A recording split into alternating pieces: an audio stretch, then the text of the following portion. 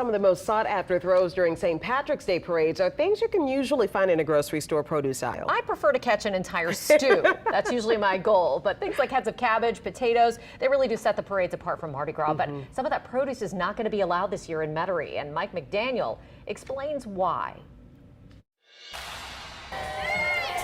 It's tradition along the route, but when the Metairie Road St. Patrick's Day parade rolls March 12th, don't expect some sought-after produce tossed from floats. Well, first of all, it's a safety issue. Parade Captain Dan Civello says past problems with people throwing produce like baseballs prompted a change this year.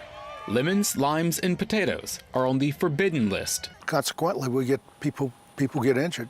Civello says too many post-parade complaints are of people getting hit, especially with potatoes. Fortunately, I don't think we've had anybody seriously injured yet.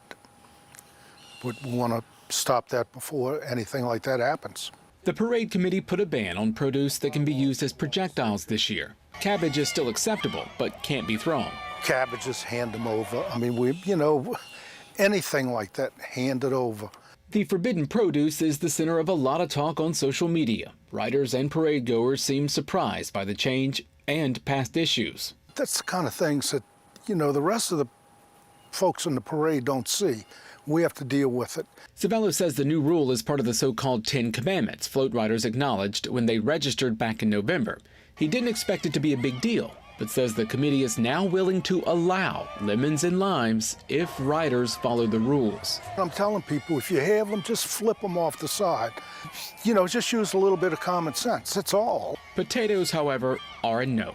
When you throw a 1.5 pound potato, somebody gets hit, they're gonna get hurt. It's happened. With about 3,000 riders, 100 trucks and floats, and marching groups, Civello says the parade will be just as fun without flying spuds. This is a family parade. It's safe, it's clean, and that's the way we want to keep it. Mike McDaniel, Eyewitness News. So the parade committee is going to revisit the ban on certain produce for next year if this really doesn't work out. Any rider caught throwing produce will not be invited back next year.